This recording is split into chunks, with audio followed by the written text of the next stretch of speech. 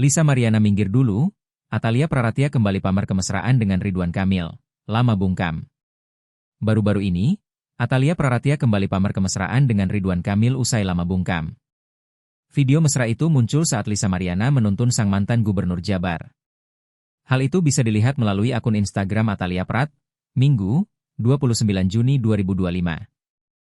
Diketahui, sudah cukup lama warganet menunggu momen kebersamaan Ridwan Kamil dan Atalia Praratia, dan akhirnya momen tersebut terwujud.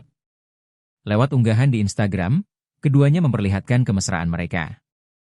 Momen hangat itu terekam saat mereka mengikuti acara gathering bersama. Keduanya tampak seperti pasangan yang sedang dimabuk asmara. Dalam video yang dibagikan Atalia itu tampak berbagai kegiatan seru yang mereka ikuti.